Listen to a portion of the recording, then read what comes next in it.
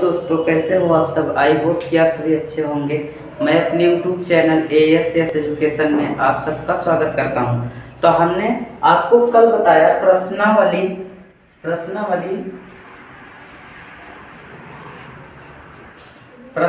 बताया था क्लास 9 का हमने आपको बताया है। क्लास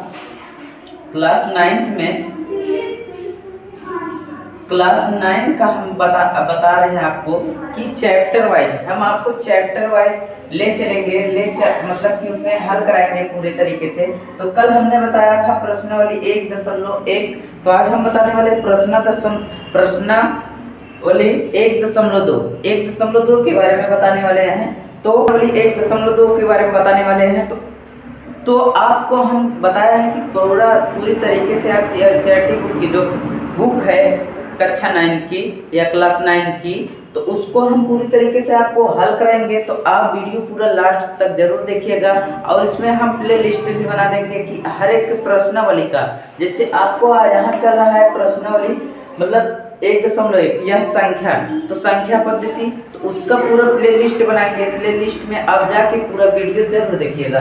तो और उसमें कुछ है कि आपको सत्य असत लगाना है। तो आप एक बार चैप्टर को पढ़ेंगे तो सत्य असत आप आसान तरीके से लगा सकते हैं। तो सिर्फ हम आपको सवाल पूरी तरीके से सवाल बताएंगे। तो आज हम बताने वाले प्रश्नावली 1.2 में फर्स्ट सवाल दिया है कि यदि कोई एक परिमेय संख्या, ऐसी परिमेय संख्या बताइए जिसका उदाहरण सहित बताना है। तो ठीक, तो हम जैसे मान लेते हैं कि संख्या 1 2 3 4 5 6 7 8 9, मतलब प्राकृतिक संख्याओं में ऐसी कौन सी संख्या है कि जो परिमेय संख्या है और परिमेय संख्या नहीं है। तो हम सबसे पहले आप एक ले लेते हैं।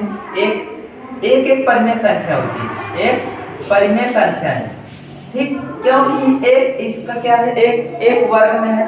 अब दूसरी की हम बात करें तो अगर √2 में लेते हैं तो √2 एक अपरिमेय संख्या है, क्योंकि यह किसी का वर्ग नहीं है।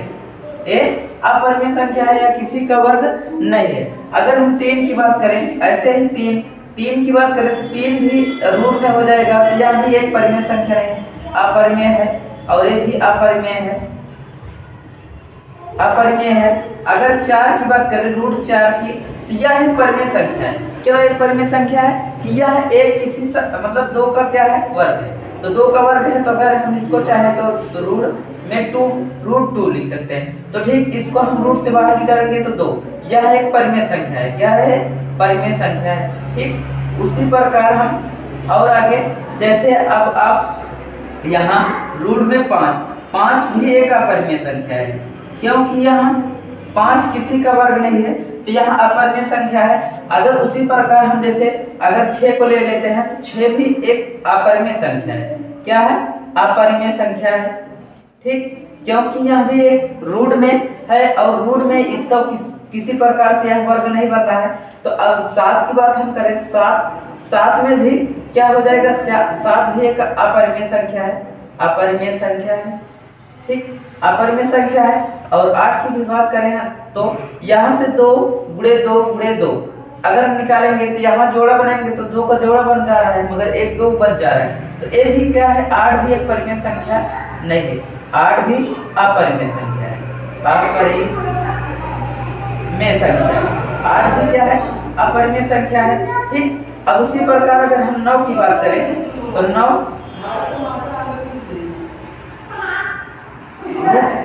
9 की बात करें तो 3 × 3 तो 3 यहाँ 3 का जोड़ा बन जा रहा है, तो 3 यहाँ बाहर निकालेंगे।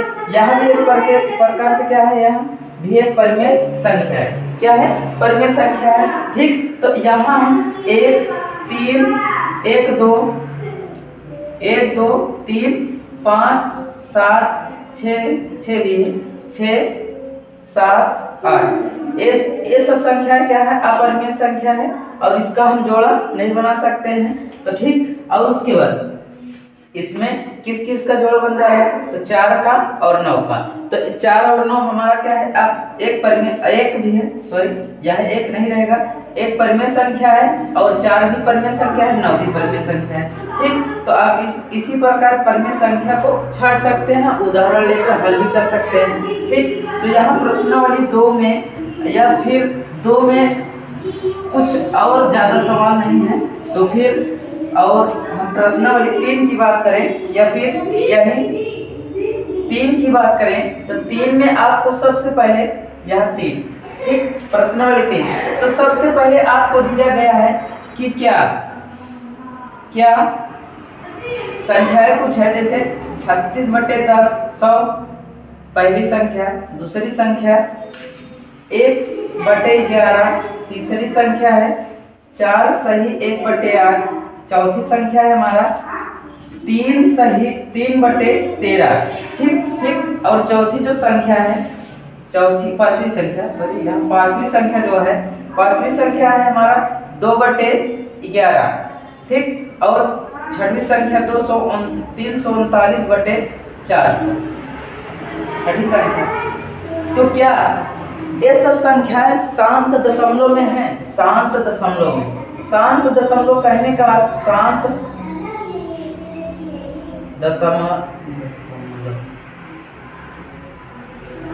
दशमलव में है। यदि शांत दशमलव में है तो कैसे, शांत दशमलव में हम इसको कैसे व्यक्त करेंगे, शांत दशमलव में है कि नहीं है, तो उसके बारे में हम बताते हैं। तो शांत दशमलव में कैसे इसको व्यक्त करेंगे, तो जैसे जो हमारा हर में दिया है उसको अंश वाले से क्या करेंगे, भाग देंगे। तो ऊपर वाला हमारा अंश है और नीचे वाला हर। ठीक, तो इसमें हम भाग दे देंगे यहाँ 36 में। ठीक, 100 से भाग देंगे 36 में, तो यहाँ 100 अधिक है, 36 कम है, 36 कम है, तो यहाँ हम दशमलव बार, पहले सबसे पहले 0 दशमलव बार ले जाएंगे। तो दशमलव बार अगर ले जाएंगे तो यहाँ एक 0 बढ़ जाएगा, तो यहाँ 0 बढ़ गया, तो यहाँ हो गया 360। तो हम सबसे पहले 3 बार ले जाएंगे, फिर उसके बाद 3 का गुणा कर देंगे, 300 हो जाएगा। अब इसको घटा देंगे तो यहाँ बचेगा 60। ठीक, दशमलव के 3 अंक तक का, दशमलव के बाद 3 अंक तक का हम दशमलव को मतलब 0 को बढ़ा सकते हैं, तो यहाँ एक 0 और बढ़ा सकते हैं, तो यहाँ 6 बार ले जाएंगे तो 600 हो गया। अब इसको घटाएंगे तो यहाँ फिर से कट गया। ठीक, तो यह क्या है, एक प्रकार से शांत दशमलव में है। किसमें है, शांत दशमलव। तो कह रहा है कि क्या सब शांत दशमलव में है, तो सबसे पहली वाली जो संख्या है वो क्या है, शांत दशमलव में है। अब दूसरी वाली इसी प्रकार हम यहाँ इसको क्या करेंगे, भाग देकर फिर से यहाँ ज्ञात कर सकते हैं कि यहाँ भी एक शांत दशमलव में है कि नहीं है। ठीक, तो यहाँ आपको दिख रहा होगा, तो यहाँ बताते 11 से फिर भाग देंगे हम 1 में, 11 से भाग देंगे 1 में। तो सबसे पहले हम क्या करेंगे, दशमलव लगाएंगे, तो दशमलव लगाएंगे तो यहाँ एक 0 बढ़ जाएगा। ठीक, तो हम एक बार 0 बार ले जाएंगे, तो 0 बार अगर ले जाएंगे तो यहाँ 0 बढ़ाएंगे तो फिर यहाँ एक 0 बढ़ जाएगा। ठीक, तो यहाँ 11 9 99, 11 9 99। अब इसको घटाएंगे 1, फिर 2 0 या फिर 0 बढ़ा सकते हैं। ठीक, तो इसको हम काटते रहेंगे तो इसी प्रकार कटता चला जाएगा। और यह शांत दशमलव में कहने का इसको काटते रहेंगे, बार बार 9 आता रहेगा। तो यहाँ हम 9 के ऊपर क्या लगा सकते हैं, बार लगा सकते हैं। ठीक, 9 के ऊपर बार लगा सकते हैं। तो बार का कहने का अर्थ है कि यही बार बार आ रहा है, यही बार बार आ रहा है, तो यहाँ शांत दशमलव में नहीं है। क्या है, शांत दशमलव में नहीं है, तो ये अशांत है। क्या है, अशांत है। ठीक, उसी प्रकार अब आप लोग सब भाग देकर हल कीजिएगा। ठीक, तो हम आपको साफ साफ यहाँ लिख देते हैं, इसको आप स्क्रीनशॉट ले लीजिए, सही है, स्क्रीनशॉट ले लीजिए। ठीक, तो हम आपको बताते हैं कि मतलब कि यहाँ और जो संख्याएं हैं क्या वो शांत दशमलव में है या नहीं है, उसके बारे में। ठीक, तो यहाँ आपको हम लिख दे रहे हैं, आपको दिख रहा होगा यहाँ कैसे। अब देखिए यहाँ अब 4 सही 1/8 3/13 2/11 339/4 400 शांत दशमलव में है या अशांत दशमलव में है, तो उसके बारे में आप यहाँ इसको होमवर्क समझकर आप अपने कॉपी में उतार लीजिएगा। फिर उसके बाद हल करके आप कमेंट बॉक्स में हमारे जरूर बताइएगा। यदि नहीं भी आएगा तो आप बताइएगा, तो हम क्या करेंगे आपको बता देंगे। ठीक, हम अब इसी प्रकार तीसरी वाली सवाल के बारे में बताते हैं। तो इसमें जो तीसरा सवाल दिया है क्या दिया है 1/7। 1/7 का मान हमारा दिया है 0.1428557। ठीक, तो ज्ञात करना है। तो क्या कह रहा है, तो क्या आप बिना भाग दिए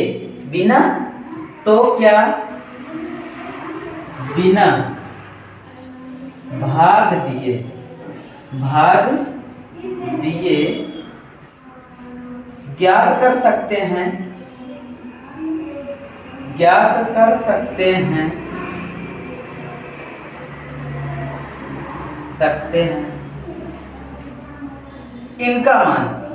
किनका मान, जैसे 2/7 का, 3/7 का, 4/7 का, 5/6 का, 5/7, और यहाँ 5/7 का और 6/7 का।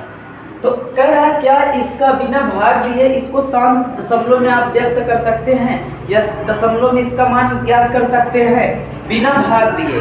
तो बिना भाग दिए आप तो कैसे बिना भाग दिए आप करेंगे, इसके बारे में हम बताते हैं। देखिए, जैसे यहाँ साल हम करेंगे, तो यहाँ शांत दशमलव में कैसे हम व्यक्त करेंगे। जैसे अब आपको पहली वाली सवाल 2/7 दिया है, ठीक, तो इसको हम सबसे पहले बदल लेंगे ऐसे 2 गुणे 1/7, इसको 1/7 के रूप में बदलेंगे पहले। ठीक, 1/7 के रूप में बदलेंगे। तो अब हमको मिला है कि मान हमको क्या है, मिला है 2 गुणे 1/7 का मान हमको मिला ही है 0.1428557। ठीक, तो अब इसका हम इसमें क्या कर देंगे, मल्टीप्लाई या गुणा कर देंगे। तो इसका गुणा कर दीजिए, 7 दूना 14 की 4 हासिल 1, 5 दूना 10, 10 1 11, 11 की 1, 8 दूना 16, 16 1 17, 17 की 7 हासिल 1, और यहाँ 2 दूना 4, 4 1 5, और 4 दूना 8, 2 1 2, और 2 दशमलव लगाए तो यहाँ दशमलव लगाएंगे, 2 0 0। ठीक, यही क्या हो गया, आंसर हो गया। तो हम इसी प्रकार आप सबको हल कर सकते हैं। यहाँ आप बदल सकते हैं, तो जैसे इसको 3/7 को आप बदलेंगे, तो देखिए यहाँ बदलेंगे तो 3 गुणे 1/7, यहाँ गुणा लगा है ना, तो इसके बटे 1 करके आप इसका 3 का गुणा 1 में करेंगे, 3/7। तो अगर गुणा कर देते हैं फिर वही आ जाता है।